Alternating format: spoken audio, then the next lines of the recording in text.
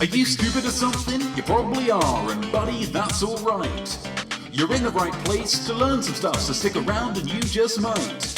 My name is Notme, and I'll be asking some Q's, and at the end you'll be riddled with A's. You might score real high, but even if not, you'll sure be glad you played. If you're looking for prizes, just move along, there's no money for you to earn. You win by trying and doing your best, your prize is the stuff you learn. If you want to be an artiste, you have to know all you can about the world of art. So engage with this quiz, and at the end you'll say, I am smart.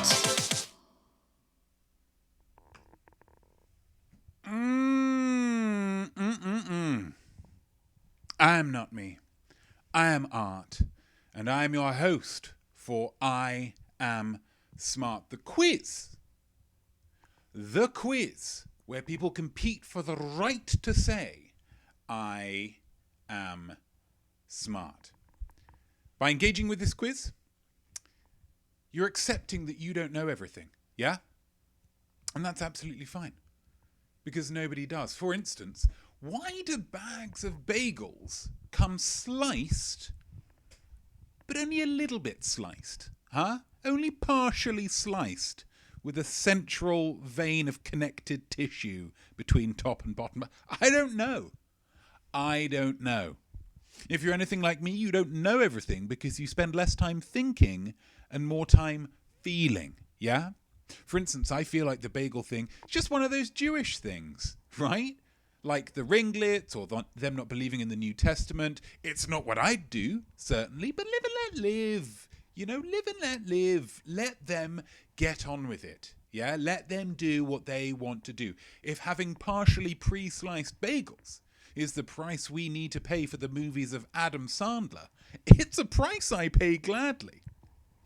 I mean, maybe it's not that, but it's what I feel, so I can't be wrong, okay?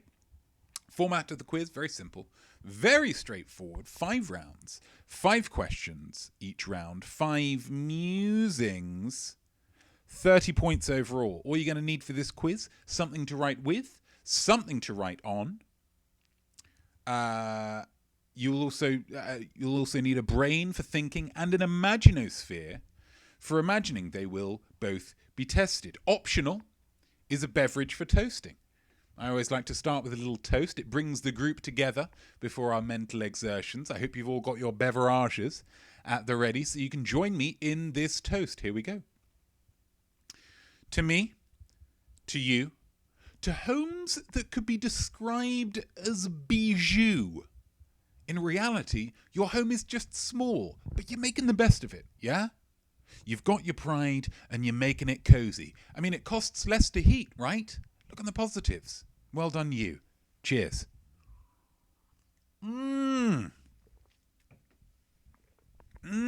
Oh, we've got a bot. Gebenoni 233275. Get out of here. Get out of here. We don't care about you want to become famous? Yeah, I want to become famous. Of course I do. I'm a human being with a brain, don't I? But I don't want to get famous on your terms, pal. I'm going to get famous on my terms. Or I'm going to give up because it's too difficult, okay?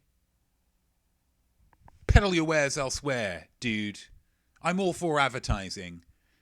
But it's got to be linked to a really amazing advert, okay? With a lot of ingenuity behind it. Not just buy followers. Buy followers, primes, and... No. Be gone with you, Gebenoni. Wasn't expecting that. Nana Hobbob redeemed ad time. Wowzers. Okay. Do you want an advert? I mean, okay. It's not really... I got to do it, guys. I got to do it. Let's because we've just started. Oh no, I don't have that one. Well, yeah, we're going quiz. We're going ad break. The quiz after this. There it is. Adverts and adverts. Are there adverts? Are there people seeing adverts and people seeing adverts here? Please let me know. I'm going to take another little sip. 44 adverts for Anna Karine. Nana Hobbob going nadverts. That's what it's a very sneaky game there by Nana Hobbob. Knows he ain't going to be watching no advert. No adverts for him, thank you very much. As a stone cold genius subscriber to this here channel.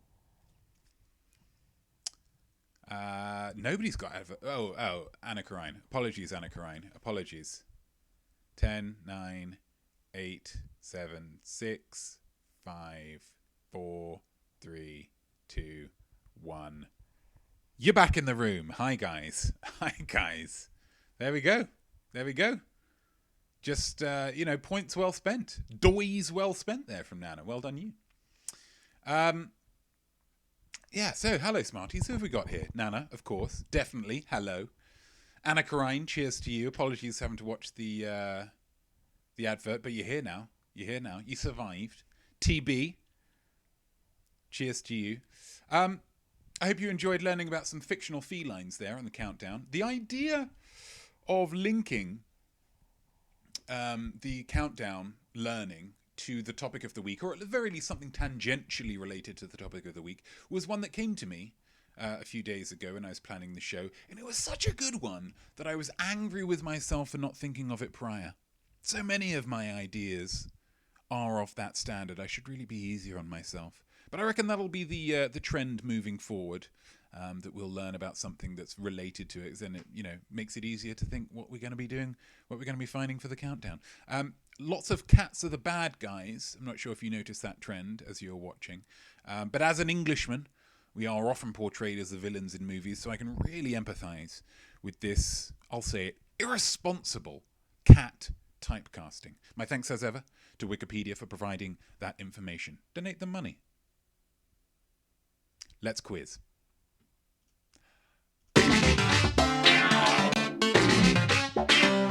First one of the week, of course it is. It's yay or nay. In order to be a great artiste, you must be able to discern lies from truth. Lies from truth. I'm going to give you 5 statements, but do you believe them? If you do, you write nay. Yay. I often get that wrong. And I know that it's coming up, and I know if you do believe it, yay. And I'm a textbook overthinker. If you believe the statement, you write yay. If you don't, you write nay. And as ever, the round subject is chosen by the high scorer of last week's quiz. It was your girl, Sarah Kilch, who is not watching this week, unfortunately for her. She earned the high score and chose, of course, cats. It's cats. The only domesticated species in the family Felidae, and often referred to as the domestic cat to distinguish it from the wild members of the family. A cat can either be a house cat, a farm cat, or a feral cat. The latter ranges freely and avoids human contact. Domestic cats are valued by humans for companionship and for their ability to hunt rodents. And I think I managed to get 5 questions done, and absolutely none of them are about actual cats, which is pretty impressive. Ooh, yes! What a great find. Who was that? Anna Karine. What tip-top emote work there from Anna Karine. Well done, you. That's great. Let's do this. Statement number 1. In British sci-fi comedy Red Dwarf, the character of Cat, that's the name of the character, is a humanoid robot with the brain of a cat.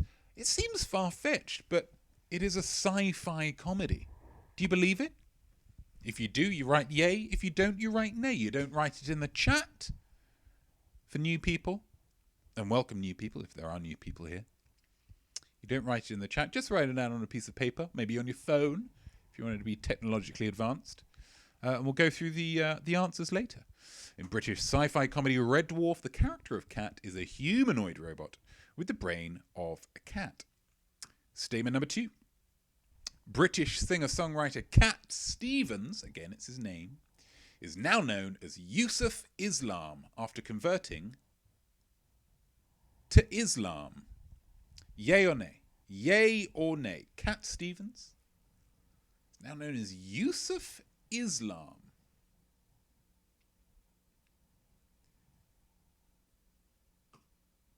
Statement number 3. The comic book character Catwoman, portrayed in the films by Michelle Pfeiffer and Anne Hathaway, began life in 1940, known simply as the Cat. Is that true? Is that true, do you think? Yay? Or maybe nay?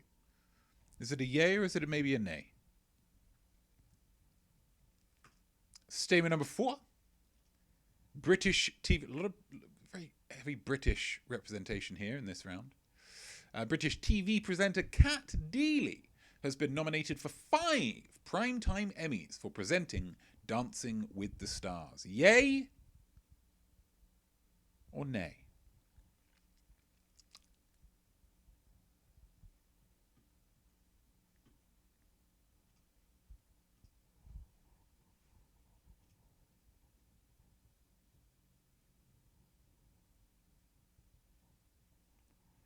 And then the final statement of this week. Are you believing it or are you not? Is the question that you're asking. English cricketer. Oh, English again. English cricketer Phil Tufnell was nicknamed the Cat because of his outstanding fielding agility. Outstanding fielding agility. The Cat. Seems plausible. But is it true? Is it true?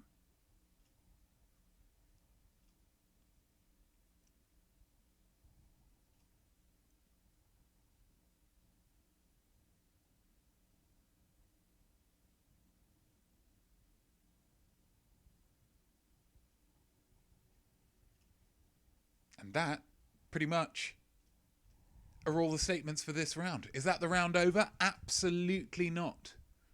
We're about to enter into what makes this quiz unique among all other quizzes. It is, of course,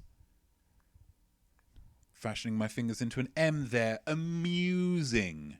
Each round will have a musing. You can write this down as question 6 if you wish, or as question M. You're the only one who's going to be seeing it, so it's really up to you. The musing for this first round. Who or what is your favourite fictional cat? I gave you a whole list of them. In the countdown, in the hopes that you might have seen one and thought, oh yeah, what an incredible cat that is. What an incredible cat that is. If not, maybe you've got another one that's your favourite anyway. Your favourite anyway. In which case, choose that one. It's a simple, you know. Who or what is your favourite fictional cat?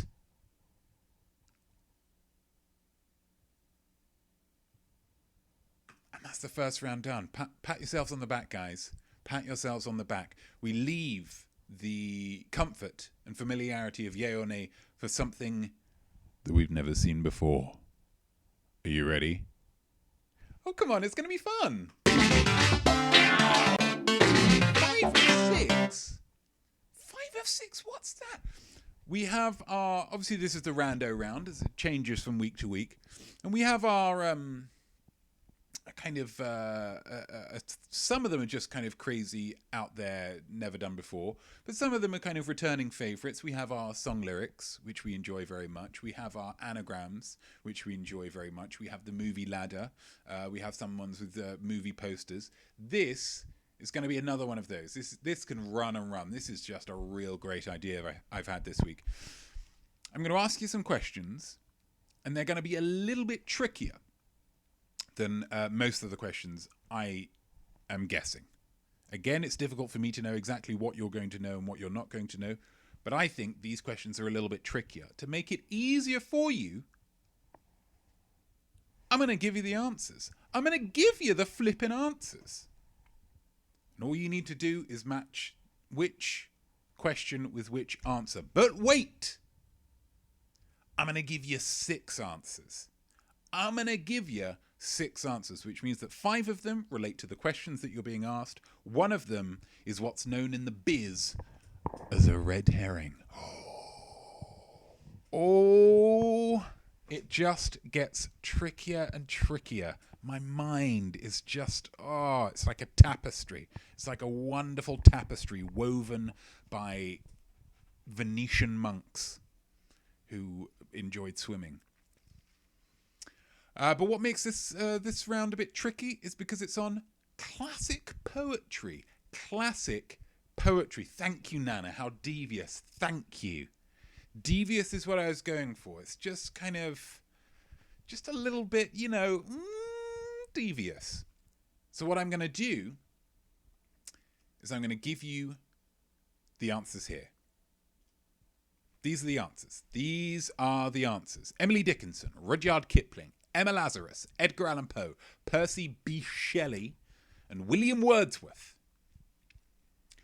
And I'm going to, it's a real treat for you, really. I'm going to give you a brief poetry recital with a few lines from some of the most famous poems in history. 5 of them will relate to these people.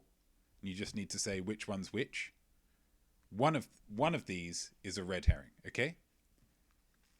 Oh, how lucky you are. How lucky you are. Okay, so first reading. This isn't going to be written down because you're going to need to keep these up, okay? First reading. Deep into that darkness peering, long I stood there wondering, fearing, doubting, dreaming dreams no mortal ever dared to dream before. Oof. Oh, right? Gooseflesh. Hashtag Gooseflesh. So that is from a very famous poem written by one of these fine people, okay? I'll read it to you again. Deep into that darkness peering, long I stood there wondering, fearing, doubting, dreaming dreams no mortals ever dared to dream before. Whew. Who wrote that? Who wrote that? It's one of these people. One of these people wrote that. Which one? And we'll go through these again at the end once you've heard all of them. Just because you might want to kind of, if that's not that one, then that's, Number 2. This is number 2 now. Number 2. I'm going to move this closer to the middle.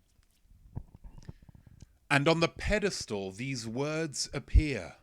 My name is Ozymandias, King of Kings. Look on my works, ye mighty, and despair.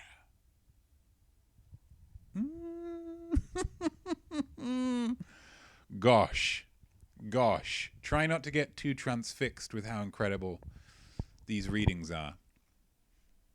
I'm going to give you that one again with maybe 75% of the intensity, just so you don't lose your flippin' minds. And on the pedestal these words appear. My name is Ozymandias, King of Kings. Look on my works, ye mighty, and despair. You've probably heard of those last 2 lines. You might not necessarily know exactly who it was that wrote them, but maybe it will become clear over the course of this. There might be a sense of process of elimination. That's what I was thinking of. I'm going to go for number 3 now. Number 3.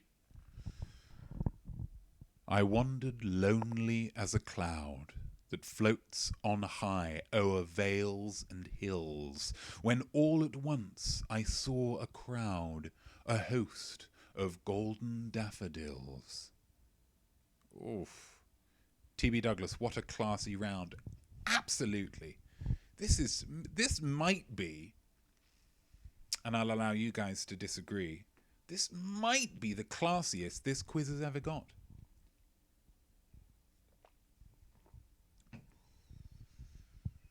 And if you're waiting for me to apologise for that, you're going to be waiting an awful long time, pal. I'm going to give you that one again. This is number 3. I wandered lonely as a cloud that floats on high o'er vales and hills, when all at once I saw a crowd, a host of golden daffodils. Who wrote those? One of these. Number 4. Question number 4. If you can fill the unforgiving minute with 60 seconds worth of distance run, yours is the earth and everything that's in it. And, which is more, you'll be a man, my son. Somebody wrote that. Somebody wrote that. One of these poets, they're all poets, makes it trickier. If you can fill the unforgiving minute with 60 seconds worth of distance run, yours is the earth and everything that's in it. And, which is more, you'll be a man, my son. Now, so that could be somebody who has a son. You might think, oh, well, I know some of these have sons and some, but it could have been metaphorical. That's the thing with these poets. You can't trust a single word they say. Then the final one, number 5. Number 5 here. Number 5. I'm going to hold my hand up, indicating the 5, just so you get a visual clue of it. Give me your tired, your poor, your huddled masses yearning to breathe free. The wretched refuse of your teeming shore. Send these, the homeless, tempest-tossed, to me. I lift my lamp beside the golden door. That's number 5. Give me your tired, your poor, your huddled masses yearning to breathe free. The wretched refuse of your teeming shore. Send these, the homeless, tempest-tossed, to me. I lift my lamp beside the golden door. One of these wrote that. One of these wrote that. Was it Emily, Rudyard, Emma, Edgar, Percy, or William? And these are in alphabetical order by their surname, so you're not going to get any clues from that. Okay, so let's do them once again, nice and quick. Number 1, deep into that darkness peering, long I stood there wondering, fearing, doubting, dreaming dreams no mortals ever dared to dream before. Number 2, and on the pedestal these words appear, my name is Ozymandias, King of Kings, look upon my works, ye mighty, and despair. Number 3, I wandered lonely as a cloud that floats on high o'er vales and hills, when all at once I saw a crowd, a host of golden daffodils. Number 4, if you can fill the unforgiving minute with 60 seconds worth of distance run, yours is the earth and everything that's in it, and, which is more, you'll be a man, my son. And number 5, give me your tired, your poor, your huddled masses yearning to breathe free, the wretched refuse of your teeming shore. Send these, the homeless, tempest-tossed, to me. I lift my lamp beside the golden door. Definitely says, oof. Oh no, he didn't do well. Not holding out hope for a high score for this round. That's fine. That's fine. Because here's the thing. With this and with every quiz that you do, there's going to be 2 types of questions that you get asked. One type of question where you get to demonstrate your knowledge. The second type of question where you get to learn stuff. And by the end of the night, definitely, you'll learn a bit more about these poems and these poets. That's my guarantee. I enjoyed the poetry reading so very much. Thank you very much. Thank you very much. I didn't do it for the compliment, but it's really appreciated. That's lovely. And then, of course, the musing. Nana, I've learned that I should pick up a book every once in a while. See, that's the difficult thing with poems. With a book, you don't always have to, because there's often a movie adaptation.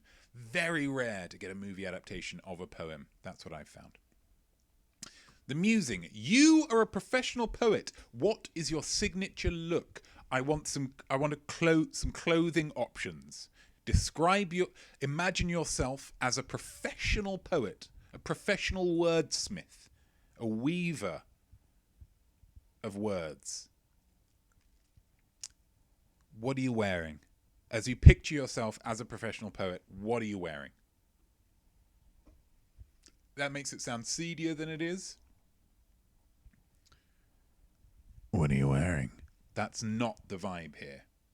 This is, there's not a lot of, that's not a popular, I feel, Halloween costume idea.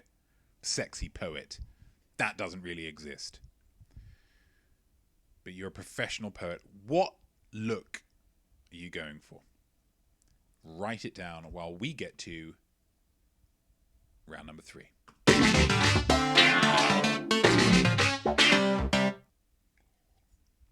It's going well, I feel. It's going well. I'm enjoying it. It's just nice and chill, isn't it? Nice. It's just a nice little kind of change of pace from the Most Week show. Most Week show is like, bah, bah, bah, bah. And this is just like, hey, man. Hey. Just keep it chill, yeah? We're just having a great time. Not that you're not having a great time in the Most Week show. Anyway, look close. As an artiste, you need to keep your eyes open. Of course you do. There's inspiration flying at you at all times. But how are you going to feel if a spellbinding idea just passed you by and you didn't even realize because you were too busy daydreaming about Sam Rockwell dancing? Really annoyed. That's how. Really, really annoyed. So I'm about to show you some incredible art, and when I do, I want you to look close because there's going to be questions on it afterwards. I've found, as with the other week when I did that lovely public information film, which I enjoyed greatly. Again, he is so good at dancing, isn't he? Definitely so good. You understand why he does it in every single film he's in, because you think, why wouldn't you? Why wouldn't you if you had that? Don't keep that in the holster. Let it fly. Let it fly. I found another old video that I really want to show you that I think is pretty cool. It's a collection of television adverts from the 50s and 60s. I've split it up into 3 sections, so we're only going to see one part of it this week. But if you enjoy it, there's 2 more where this came from, and they're all real, real fun. So without further ado, look close at this video. There's going to be some questions on it afterwards. You country cornflakes, you country cornflakes. Oh, they won't will when you pour on milk. Oh, they won't bunch when they are crunch. They're double toasted, double crisp and good.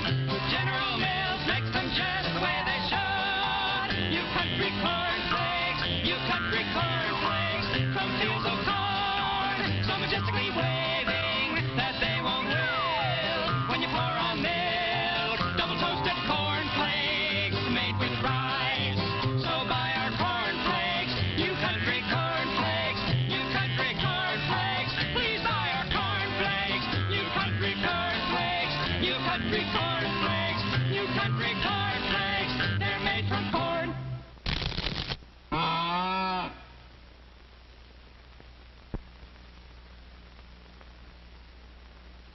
No matter what shape your stomach's in.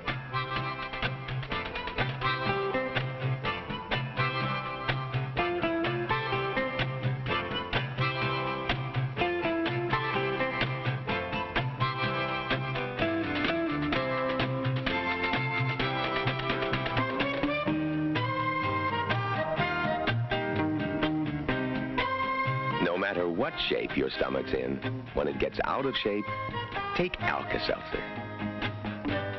Alka-Seltzer relieves the flutters, calms the nervous feeling, relieves heartburn, relieves the stuffy feeling, and relieves a headache. Better than any other antacid. Better than anything you can get without a prescription. Anything. Alka-Seltzer. It's the best on any stomach.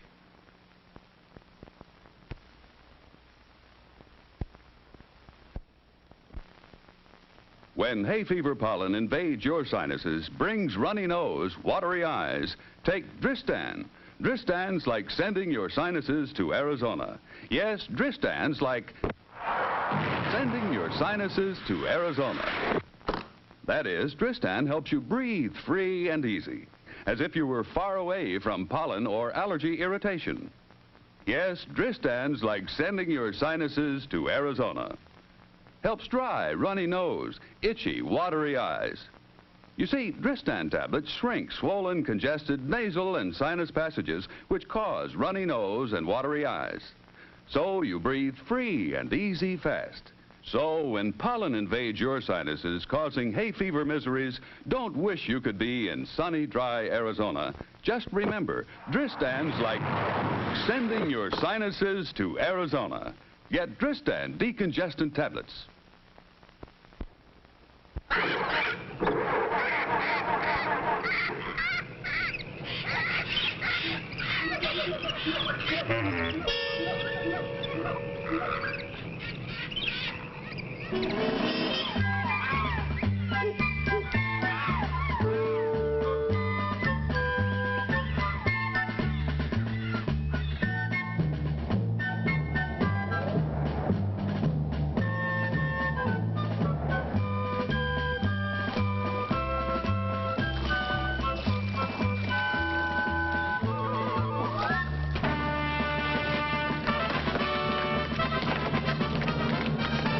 Many people think it's quite worthwhile to go just a little bit out of their way to get certified lead-free Amoco gasoline.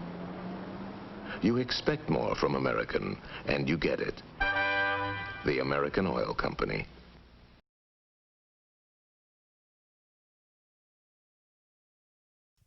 There we go. I mean, weren't they terrific? Aren't adverts just the best? Just back in the day, just a little more, I don't know, just a little more class. Call me old-fashioned, just a little bit more class with them. So let's ask some questions whilst it's still fresh in your minds. Question number 1. The Country Cornflakes advert claims that they don't wilt. They demonstrate this by showing 2 things wilting. Name either. I don't need both. I need either. We'll get you the point. Either will get you the point.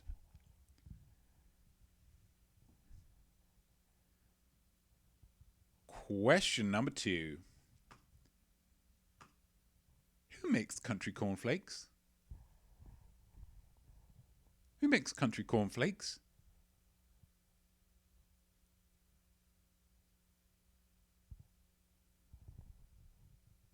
Question number 3. Dristan is like sending your sinuses where? Now this one's tricky. I don't think you're going to get this. I think this is a tricky one because they don't really mention it in the advert that much. So this one's don't feel bad if you don't. If you're like, what? Where? They say it's like sending your sinuses somewhere, but if you can't think of it, then that's absolutely fine. There's no shame in that. Question number 4. What is Amoco gasoline free from? No, see, no, see that. Yes, they put you in a suitcase, but then where does that suitcase go? That's what question 3 was about. You're in the suitcase. That's all fine. The suitcase flies off and lands somewhere. It's that somewhere that's what we're looking for. But great question. What is Amoco gasoline free from? That gasoline is actually the longer version of gas. You say, oh, I need to get some more gas. They're referring to gasoline, which is a liquid. Common mistake. And then question number 5, final question of this round. 2 types of dancing are shown in the Alka-Seltzer advert. Name both of them. I need both of them. I need both of them.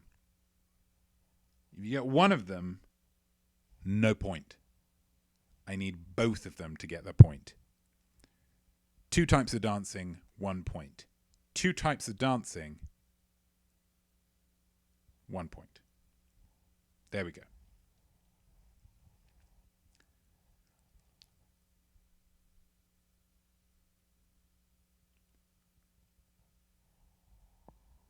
And there we go. And now the musing. There's that big M for the musing. The musing for this round is, if you were to star in an advert, what would you want it to be advertising? You are the star of an advert. What would you like that advert to be advertising? Yeah, do you see? Do you see? Do you see? You see. If you were to star in an advert, what would you want it to be advertising?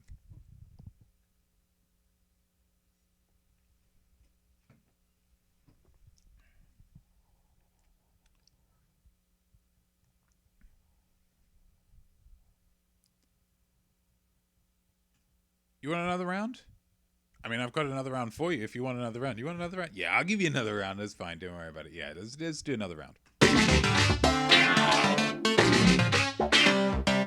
RT Spotlight. Absolutely. Absolutely. Game recognizes game. As an artiste, you have to be willing to shine a light on the work of other artists and be nice about it. Yeah? It's a package deal. That's part of it. That way, if they want to be polite, and absolutely they should, they have to say nice stuff about your art. Do you see how it works? Circle of life. Reciprocity. And this week, the spotlight falls on... No, not you, Lucy. Lucy, not you. Yes, we're very pleased to see you. We hope you've had a lovely week. If you had a lovely week, oh, that's nice to hear. That's lovely to hear. It really is, Lucy. That's great. But it's not you this week. It's not you, unfortunately. But thank you so much for showing your face. It's always an absolute pleasure. Absolute pleasure to see you. Hello, Lucy. No, this week it is, of course, Dolly Parton. Dolly Parton. Country singing sensation Dolly Parton. Writer, according to Wikipedia, of over 3,000 songs. Which seems wrong. Seems like that couldn't be right. But if it is, fair play to you, Dolly. You're a prolific songwriter. Well done, you. So let's see how much we all know about Dolly Parton. Question number 1. What first name was Dolly Parton born with? What first name was a Dolly, a Parton, a born, a with? It is insane, isn't it, TB? It is insane. How old is she?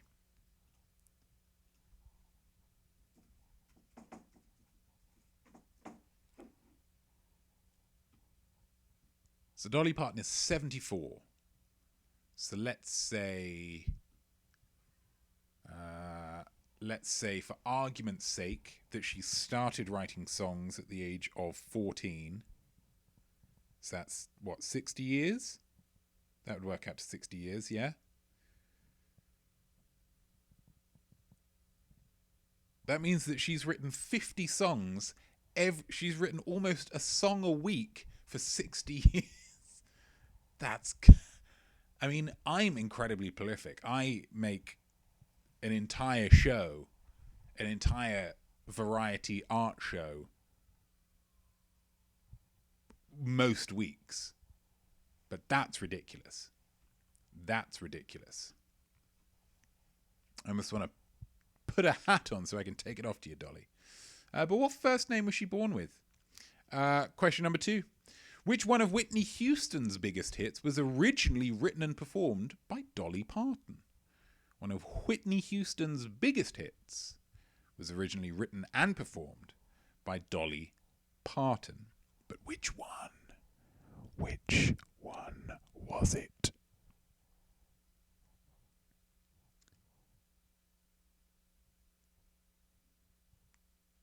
Question number 3. Ooh, I'll get out of the way of this one. For which 1980 film did Dolly Parton write and perform the theme song, co-star with Jane Fonda and Lily Tomlin, and later write further songs to turn it into a musical? So she's in a film in 1980. She writes the theme tune. She sings the theme tune. She co-stars in the film with Jane Fonda and Lily Tomlin. Years later, the success of that film, somebody says, let's turn that into a musical. Dolly says, if you go to anyone else for this, I'll kill you. Maybe. I don't know. These can be, I'll write a further 8 songs, say, for this. That means I only need to write another 42 this year. It just kind of knocks 8 of them out. Maybe was her reasoning. But what was the film / musical? Question number 4. Which child of country music icon pop star is Dolly Parton godmother to? Now, I struggled with the wording of this one, and I'm still not over the moon with it, but I couldn't think of a more succinct way of putting it. So essentially, Dolly Parton is the godmother to a pop star who is themselves the child of a country music icon. That's essentially what we're getting at with this whole question here. Country music icon has a child. That child's godmother is Dolly Parton, who is the child, not the country music icon. Definitely, I think the wording is perfect. Mwah! Thank you. Thank you. You're being very free with your compliments tonight, and it's absolutely spellbinding. I'm enjoying the heck out of it.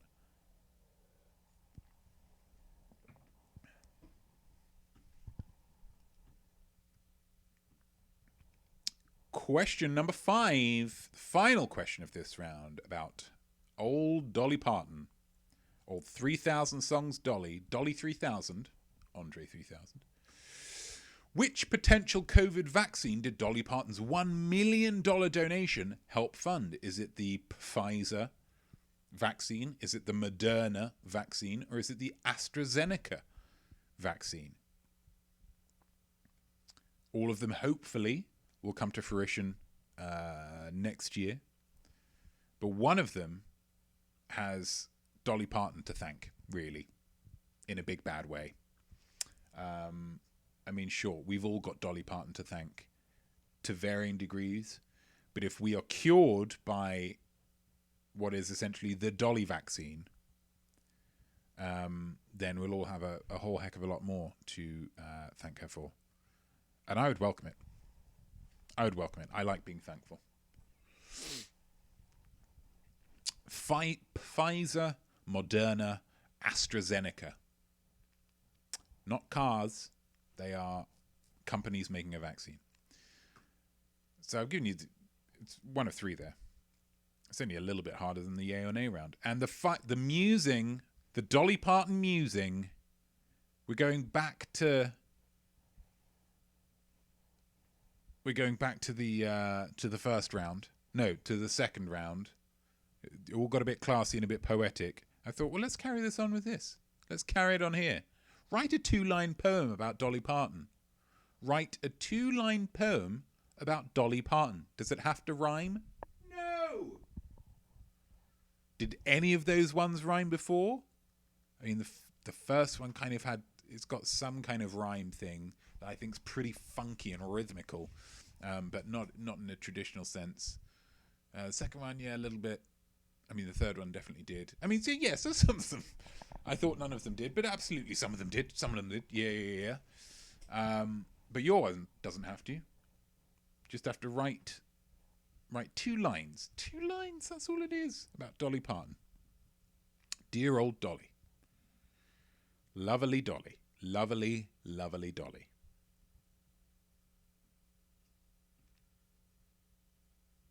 Gosh, can you believe it's almost the last round? Can you believe that? I barely can. And I'm sitting right here.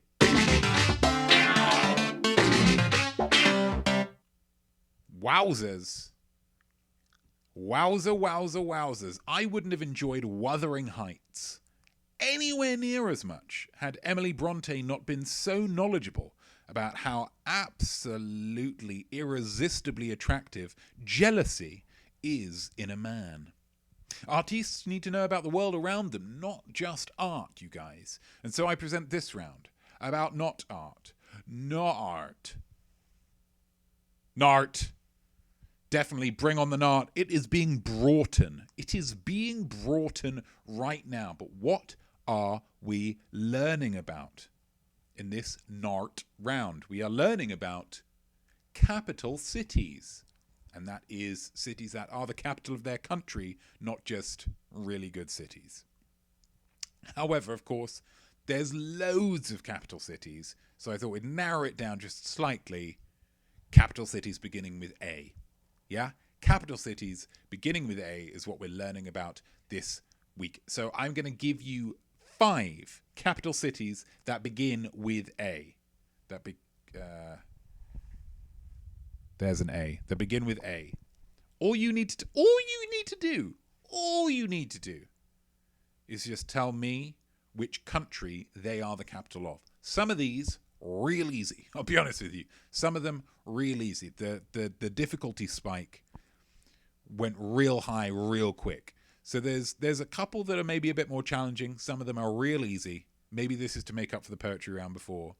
But this is maybe to, boost your confidence back up a little bit. Here we go. Question number 1, or capital city number 1, is Amsterdam. What country is Amsterdam the capital city of? TB Douglas says, Nart. And I say unto you, Nart. And not also to you. Capital city number 2, Algiers. Algiers.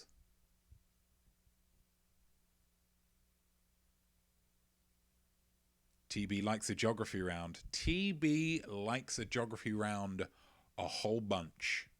Well, I'm glad. I hope you're just sitting there doing this quiz with a big old smile on your face.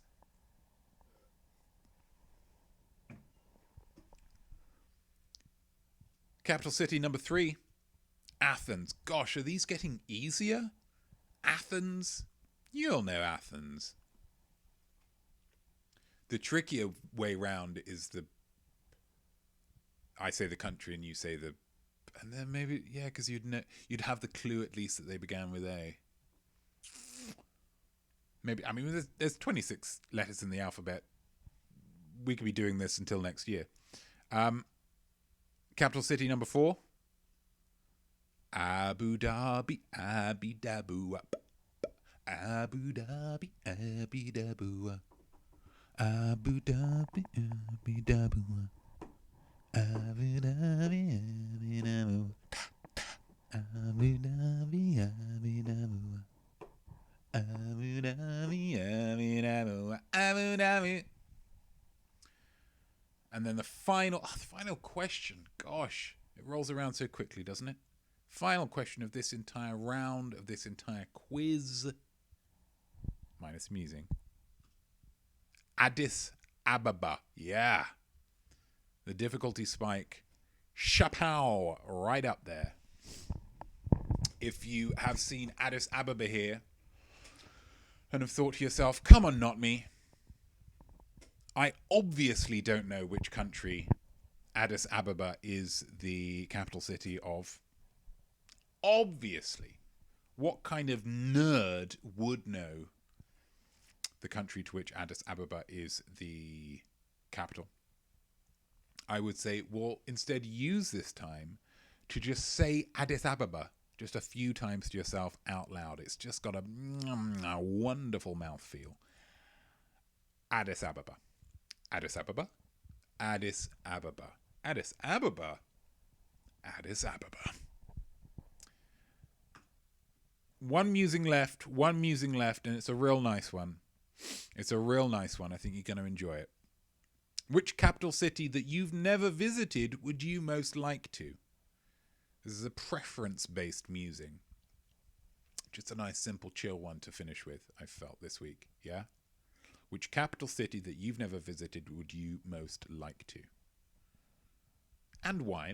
Give me a why. Give me a why. Come on, let's give it some colour. Let's give it some colour. And that is the end of the questions, which means you nailed it. You nailed it real good. So let's celebrate. Do you want to celebrate? Let's celebrate. Wait, is this going to work? I think it's going to work. It should work. Yeah, it worked. Yeah, it worked. Shouldn't have doubted myself, really. I asked you some questions, but now the question part is done. Now let's hear some answers and find out who has won, which is everybody. There we go. Before we get to the answers, as ever, TB redeeming a 16-second chill dance party. Gosh, I didn't even set that up. I had thought that was going to be more of a... Gosh. Do you want your... Here's the question then. Do you want your fact of the day pre or post chill dance party? No. definitely wants it. Definitely wants it as well. What we're going to do is we're going to peel back the curtain of. We're going to turn the light off here because otherwise the lights really don't show up properly. Oh, here's the light. This is going to get real janky, but we're doing it. TB, would you like fact? Then fact pre-dance party. Absolutely. Absolutely. That is your right as a human being. Fact of the week. Here we go. Here we go. Ready? To lead us into it. Absolutely. Right, so let's get the lights ready. Let's go. I've got to prep the lights. It's a whole thing. It's a whole thing. Yeah, I know. Okay. Back to there. Here we go. Okay. What does this look like? I can't even see because the thing's in the way. Yeah, it looks pretty weird. It looks pretty weird. Desperately trying to pick up the green screen, but it just can't do it. Here we go. Fact of the week. Fact of the week. Here we go. Before toilet paper was invented, Americans used to use corn cobs. Apparently. Which actually means for me that I would have been in real trouble because historically, even a finger is too much for me.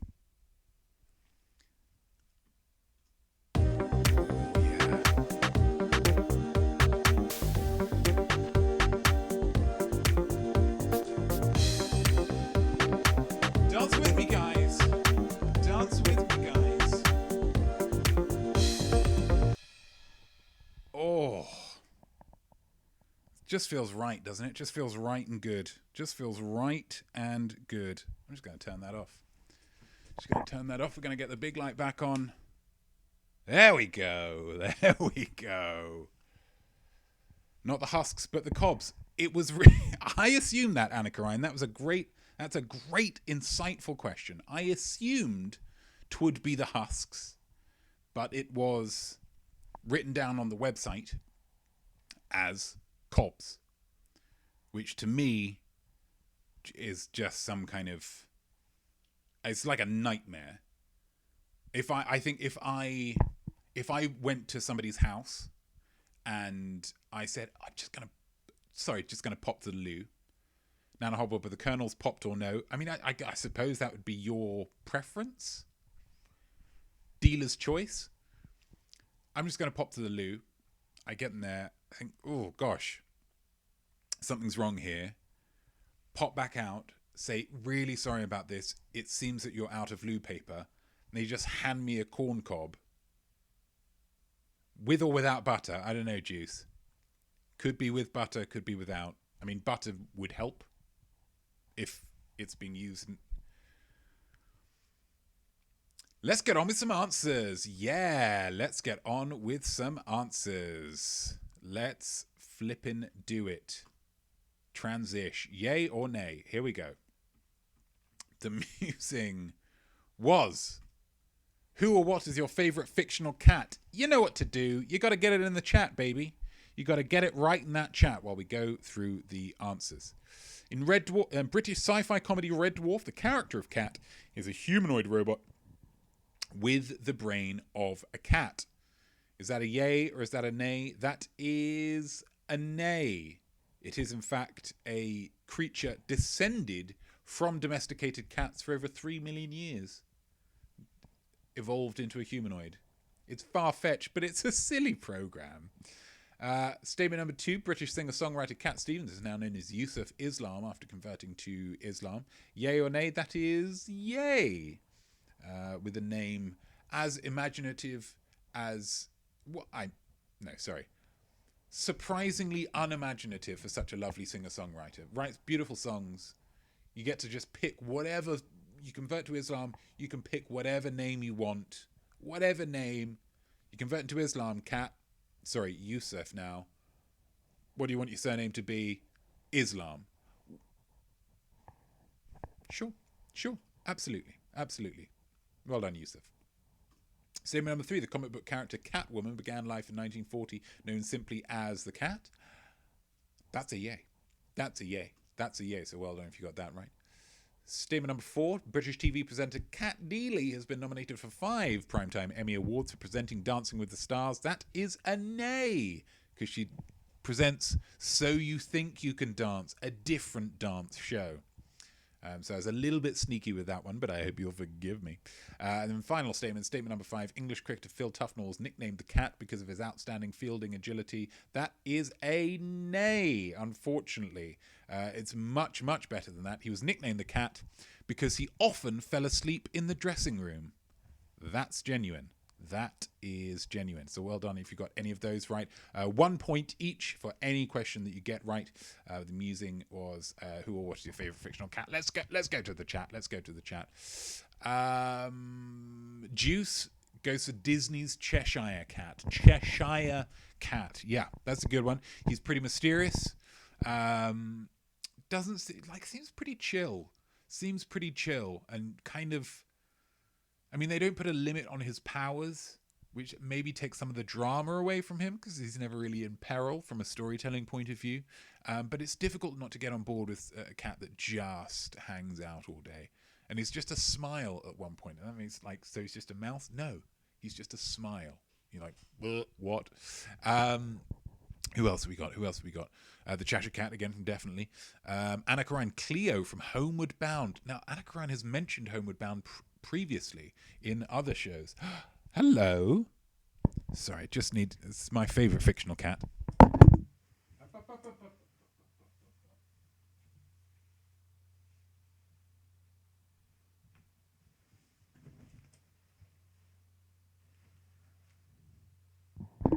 Fictional cat because he's actually a dog. It's Jesus. So clearly a big fan of Homeward Bound, Anna, and that's great. And I'm glad that you can really embrace that. A lot of people hide their kind of geekery under a bushel, but you're letting your freak flag fly, and I respect that. TB, Tigger, counts as a cat, infectiously excitable and optimistic. Yeah, it's difficult to not get on board with Tigger. I think because Winnie the Pooh episodes tend to be quite short, I would imagine if Tigger invited me away, like maybe to go camping for a weekend, I'd have to think about it real seriously, because that level of energy and excitement over a weekend might get a little bit too much. But in short bursts, absolutely. He's a guy that you want to be around. That's a great choice. Nana Hobbob, John Candy, Sheriff Cat from Five All Goes West. Fantastic. That's a great shout. Anything about Five All Goes West gets a big tick from me. Because I'm very respectful of the Jewish people. Nana Hobbob, I thought he went back to Cat Stevens. He's kind of flitting between the two. I think he was Cat, which isn't actually his real name, I realised. I don't know what his real name is. I'm not too fussed, but Cat Stevens isn't even his real name. There we go. And then he was like, no, I'm all in on Islam. Call me Yusuf. And I was like, okay, sure, great. And then he realised that people didn't really know who he was, maybe. So he was like, but I'm still Cat Stevens. I'm still the cat that you know and love. It's apparently Yusuf / Cat Stevens. Well, once you start bringing punctuation into your name, I think it's...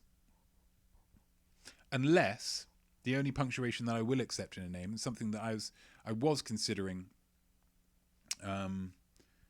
bringing into my own name at one point. I was wondering what the legality of it would be. Is having just a question mark at the end of the name. Just so it always, if anyone ever referred to me, it would make it seem like I was a soap opera character returning after a long absence. Oh, hey, how are you doing? Not me. Just thought that'd be quite nice. 5 of 6. 5 of 6 musing. All of those are great shouts, and you get a point each. Everybody gets a point for that, because that was a great round. A lot of wonderful cats flying around there. It's great. You can swing a cat. You can swing a lot of fictional cats here. The musing for 5 or 6 is: you're a professional poet. What's your signature look? Describe it for me, please. Get it in the chat. Get that chat full of incredible professional poet looks. So these were the answers. So we had: deep into that darkness peering, long I stood there wondering, fearing, doubting, dreaming dreams no mortals ever dared to dream before. That is from a poem called The Raven by Mr. Edgar Allan Poe. Well done if you got that one right. Number 2. And on the pedestal there, these words appear. My name is Ozymandias, King of Kings. Look on my works, ye mighty, and despair. That is a poem called Ozymandias, written by Mr. Percy by Shelley. Well done if you got that one. That was a tricky one.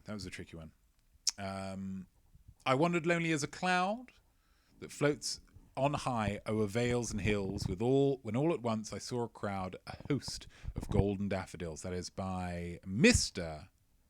Alliteration himself. Wait, where's it? Oh, is it there? Oh, yes, there it is. It's William Wordsworth. William Wordsworth, alliterative name. Of course he's going to be a poet. Give me your tired, your poor, your huddled masses, yearning to breathe free. Oh, no, I skipped one. If you can fill the unforgiving minute with 60 seconds worth of distance run, yours is the earth and everything that's in it.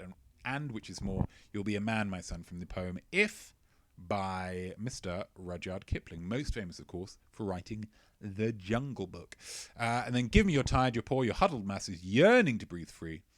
The wretched refuse of your teeming shore, send these, the homeless, tempest-tossed to me.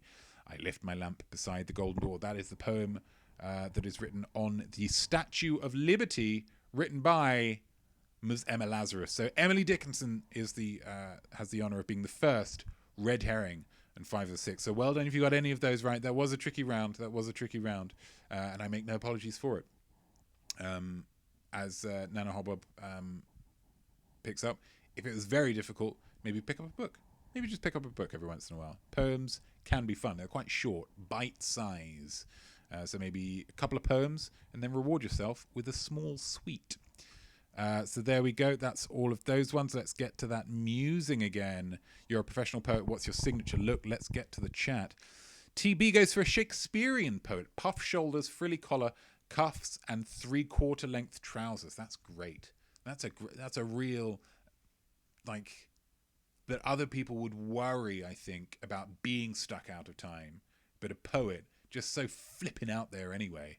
It's just like, yeah, sure. It's Shakespearean. Deal with it. What, were you going to hang out with me anyway? You're not going to invite me to the party now? I'm a professional poet. You weren't going to invite me anyway. That's great. Definitely not due to all black except for a giant yellow scarf. Striking. I can see that on the front of an omnibus of poetry. Definitely. Well done. Nana, Adidas tracksuits, a mug of coffee or tea in hand. Adidas tracksuits. Copying much? But no, absolutely fair play to you. It's a great look. It's one that I use fantastically. And as long as you give adequate credit to me when people ask you where you got your look from, then, you know, you shouldn't have any problems. An Anacorine velvet cape, boiler hat, and tap shoes. Why not?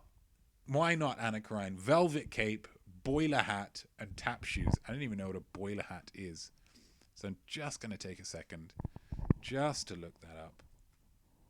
But that is a great look. I know immediately. I mean, anything that starts with velvet cape, I think, oh, I'm typing in the wrong thing. I'm typing it on the wrong. It's the difficulty of having two images. Oh, that just looks like a cap. Am I wrong with that? I don't know. Isn't that how you spell it? Oh, like a bowler hat. Oh, a bowler hat. Oh, yeah. That's okay. A bowler hat. Let's see if we can. Oh, no, we're not going to get that in, are we? It's gonna. But the little round with the That's. I mean, you walk into a room with that, all eyes are on you. Even if you say, I'm going to read you some poetry, people are still going to be interested. And I think that's the goal. That's the goal with the professional poetry look. 2 seconds. Points all round. Points all round. My goodness. Look close. Musing was, if you were to star in an advert, what would you want it to be advertising? Get it in the chat. Question number 1. The Country Cornflakes advert claims they don't wilt. They then demonstrate this by showing two things wilting, as if to say, see these things wilting? Our product would do the opposite.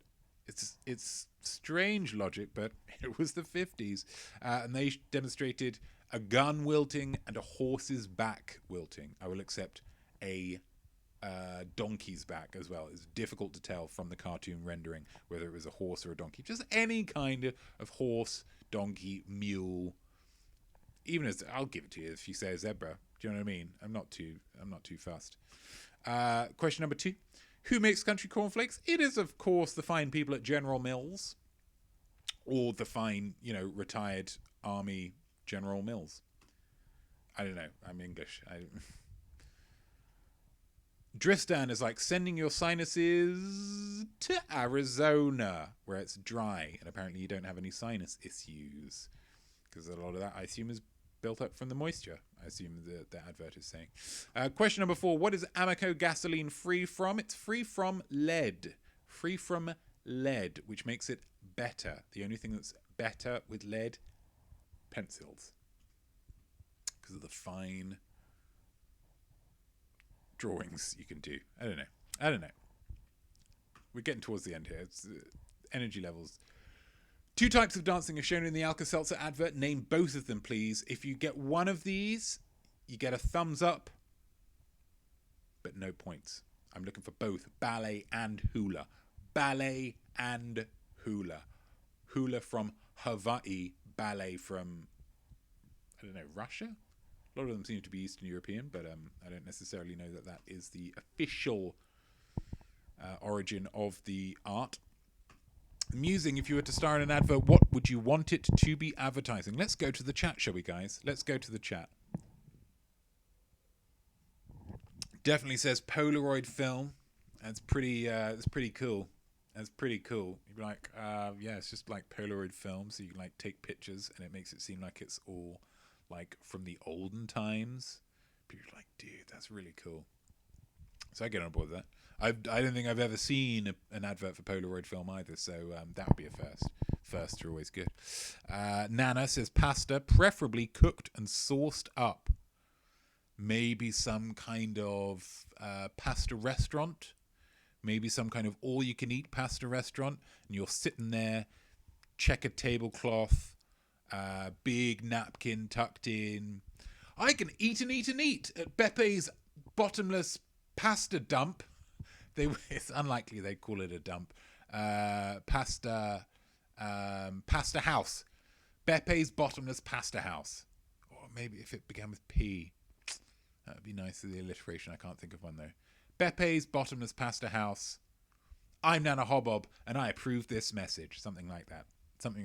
That's just the first idea. TB, some kind of perfume so that I could go to an amazing island with beautiful clear blue water. Nice. I like that. And then it'd be TB swimming or just lounging maybe on some kind of, or maybe lying on people. They're sometimes quite weird, aren't they? Perfume adverts. And just every so often just kind of looking to the water. And then like men. And then like bowler hat. And then it comes up. TB. Or no, it wouldn't be called you, would it? It would be called something else. It would be called Hankering, the new fragrance by T.B. Douglas. Could be. Again, I'd buy that for $1. What else have we got? Anna Ryan, shoot, I missed the musing. Friends, can you remind me? Oh, yeah. Okay, so that's good. Was there not belly dancing? Oh, there was belly dancing, actually. Did we go for... Yeah, if you go belly dancing, then you can get that. If you got two of the three, you can get that. Absolutely. Fair play. That's on me. It's black and white. I find it difficult to pay attention. Absolutely. Go for it. Hawaii Airways, all-inclusive. Again, Anna Ryan, like TB, really going for the travel aspect of this. I would say TB's probably getting a slightly more glamorous thing. I mean, you're just like, just take me to Hawaii, but then maybe there's less kind of performing because on the beach you wouldn't be, I don't know, it's difficult. And I mean, you'd definitely have to go to Hawaii to advertise Hawaii. Yeah, maybe you'd have to do some hula. They always rope people into that kind of stuff. I was thinking of the 60s shimmy dancing, but I don't know what you would call that. Was that? Gosh, what a terrible question. You get one every week. I think I should be allowed one bad question every week. Yeah? One bad question every week. 60s shimmy dancing.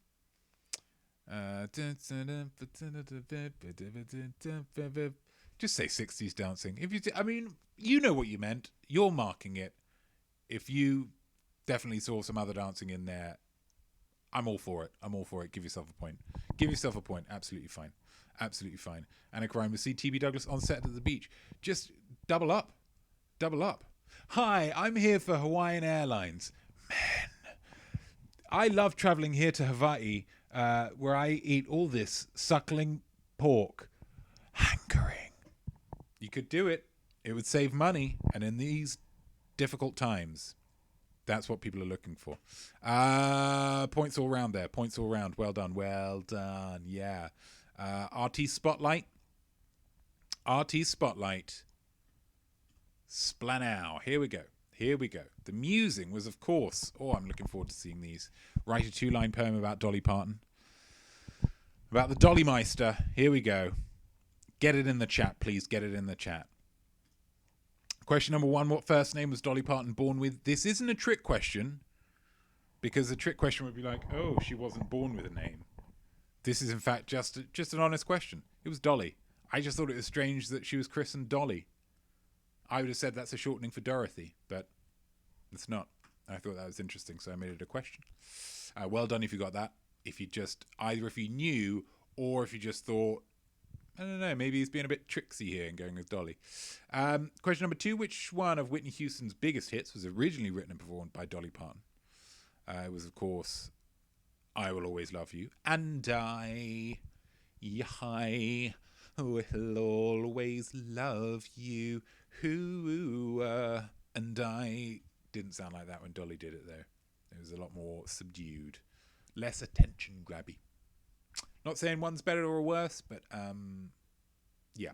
Question number 3. For which 1980 film did Dolly Parton write and perform the theme song, co-star with Jane Fonda and Lily Tomlin, and later write further songs to turn into a musical? It was, of course, Working 9 till 5, or What a Way to Earn a Living. Something taking and no giving. Question number 4. Which child of country music icon pop star is Dolly Parton godmother to? It is Miley Cyrus, daughter of Billy Ray Cyrus, of course. Interesting fact, in the TV show that Miley Cyrus is in for some time, Hannah Montana, Dolly Parton also played the fictional godmother to Hannah Montana. So, and then question number 5. Which potential COVID-19 vaccine did Dolly Parton's 1 million donation help fund? It was the Moderna one. So, again, fingers crossed that comes good and we all get healthy. That'd be nice, wouldn't it? That would be a lovely, lovely little bonus.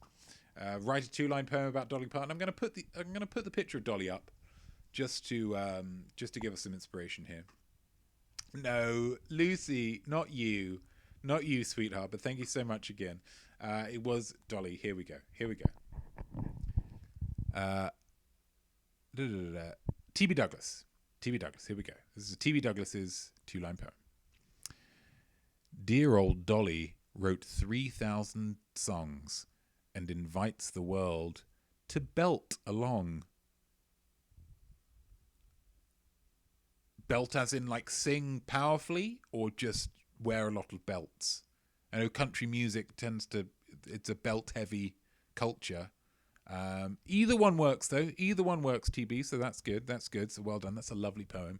Dear old Dolly. That's just a lovely phrase. And she just seems like that, doesn't she? Just dear old Dolly. I'd love to meet her. Belt equals sing powerfully. Absolutely. And just repeats the poem. Dear old Dolly wrote 3,000 songs and invites the world to belt. Yeah, we read it first time, TB. It's a lovely poem, but, there's pride in your work and then there's arrogance. Nana Hobbob. She's one of a kind, truly inspiring. Her zest for life is never tiring. Wonderful. I tell you who would enjoy that one, Nana. I tell you who would enjoy that one. Dolly herself. Dolly herself would love that poem. I'm confident. Look at her. She loves it. That's a great poem, Nana, she would say. Something like that. That's lovely. That's lovely.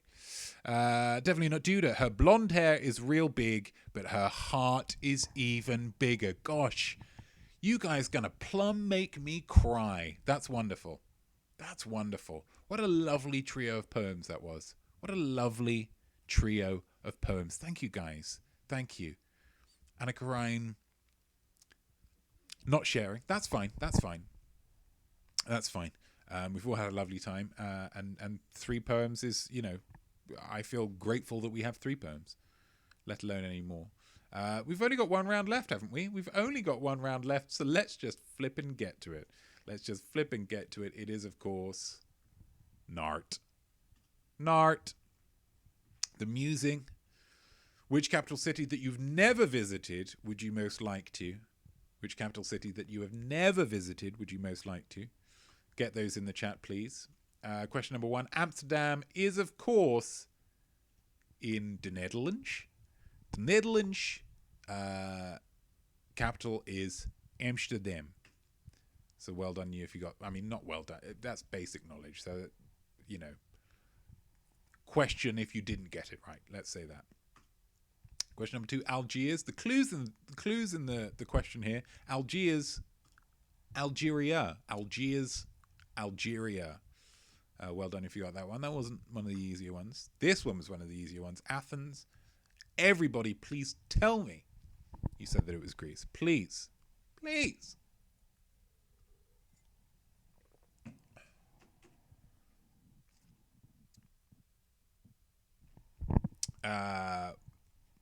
So you have to get that one right, I'm afraid. You don't have a choice. Number 4, Abu Dhabi is the United Arab Emirates. I'll accept the UAE. There we go. And then the final one, the trickiest one, Addis Ababa, Ethiopia. You get swagger points if you get that one. Let me know in the chat if you got that one right. If you got it right, swagger all day long. All day. Musing. Which capital city that you've never visited would you most like to? Let's just spend a while dreaming of the trips that we'll be able to take once COVID is but a memory. Where are we going? Where are we heading? Nana Hobbob says Tokyo. Beautiful. And some reason being, it would be very different from anywhere I have already been. Yeah, imagine it's just a crazy world. Very busy, lots of neon. I'm a big fan of neon, and I think Tokyo has a lot of neon. Stereotypically, it would make one feel quite tall. I think that, generally a little on the shorter side over there, so that's a fringe benefit. I imagine the sushi is pretty dope over there, so that's fun. Would be difficult because they use a whole different alphabet. You'd be relying on pictures and talking a bit louder to get people to understand what you meant. I don't know, maybe that was an issue. And also maybe, it wouldn't be ideal, but would it be ideal? I don't know, if there was some kind of kaiju type assault. They're going to be going for Tokyo. So just to be there.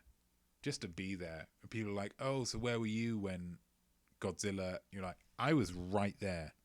And let me tell you, some of the pictures I got are unbelievable. Follow me on Instagram. Great choice. TB Douglas says Mexico City, food and drinks, lots of culture, and Spanish speaking. Absolutely. Food and drinks, lots of food and drinks. Beautiful Mexican food, I'm assuming. And drinks, I don't know what drinks there would be. Cerveza, probably just some Corona, which is great. Absolutely. Lots of culture, Spanish speaking, yeah. Just art all over the place in Mexico City. And you like kind of dodging, am I going to get mugged or anything like that? Just adds that little frisson of danger and excitement to it. Absolutely. Definitely says Amsterdam. Amsterdam, question number 1. Because it just looks really cool in the episodes of House Hunters International I've seen that takes place there. I mean, the real thrill would be to be in Amsterdam and see an episode of House Hunters International being filmed and just be able to speak to the presenters and just say, oh my God, how is this all put together? And they'd explain to you and you'd be like, okay, good to know. And also lots of bike riding, I believe, small bridges, canals. And I think those are the only things as well. Great choices, points all round. Well done, guys. Which means, of course, let's go back to there, then let's go back to there. Yes, there we go. You have all the answers and points that you're going to get, okay?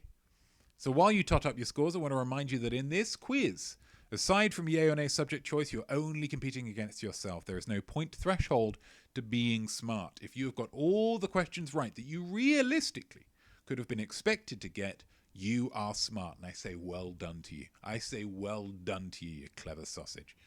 If you're watching this on YouTube in the future, make sure you write down your score and your musing answers in the comments below, because I would love to hear how you did. Also, click the like button, okay? Don't be a jerk. Whilst we go through our answers here, I'm going to remind you that this weekend, the Most Week show, is the Hanukkah special. Hanukkah, I believe, starting in a couple of days, maybe on Thursday. So we're going to be deep into the heart of Hanukkah, the beating heart of Hanukkah on Sunday. How much do I know about Hanukkah? I mean, more now than I did last week, because I have done some reading on it. And by Sunday, we're all going to know a lot more about it. We're going to learn about Judaism, some of the fun stuff that goes on with that, Festival of Light, all of that kind of stuff, some famous Jewish people. It's going to be a great time. One of the features that we're going to have on Sunday is a Snap Quest, and the Snap Quest is all about light. It is the Festival of Light, the Jewish Festival of Light. So I want you to take a picture for me and email it to me at iamsmart@gmail.com and make the picture involving light in some way. A light like this, or the interplay between light and dark, chiaroscuro, if you want to get technical. Shadows, perhaps, the light bouncing in and out. There's all kinds of possibilities. I'm really looking forward to it. I think we're going to get some real sick snaps going on Sunday. So make sure you take a picture, email it to me, iamart@gmail.com, and we're going to look at them on Sunday. So enjoy that. What have we got? Nana Hobbob with 20. Well done, you. That's a great score. Definitely not due to 23. That is a great score. TB Douglas, 22. That is a great score as well, which means definitely not due to once again, even with the presumably terrible performance on the poetry round, snatching that victory by a single point away from TB Douglas. Well done, you. So you get to pick once again. Let's get some music. A little bit quieter. So you get to pick what you want next week's yay or nay round to be about. Next week is going to be... Wait, what's the date today? So next week's episode, again, we're going to be pretty deep into... It's going to be on the 15th of December, getting into that festive period. Oh, God. Sorry. Jesus is really... Oh, God. Really bad fart. Oh, gracious. Oh, sorry, guys. No, we're gonna wrap this up. Definitely says woodworking. Sure, absolutely. So next week we're gonna learn all about woodworking. It's gonna be great. It's gonna be lots of fun. I want to say a big thank you to Definitely, big thank you to TB, big thank you to Nana, big thank you to Anna Karine, big thank you to Juice briefly, and a go away once again to Benoni 233275. Go ahead and leave. That's what I say. Thank you very much, everybody, for joining with me and engaging with this quiz. I hope you had fun. I hope you learned a little something. And I hope you felt creative all at the same time. I am Not Me. I am Art, and I will hope that you will join me next week.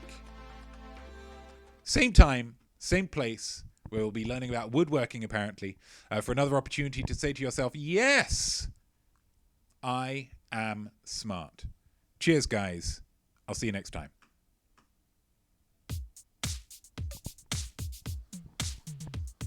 So there we go, and well done you, whatever your score might be. I definitely think that you are smart, though Rob's not as smart as me. Your art will be better, trust me on this, should be nothing short of sublime. That's why you learn, and don't stop now, I'll see you right here next time. I am smart.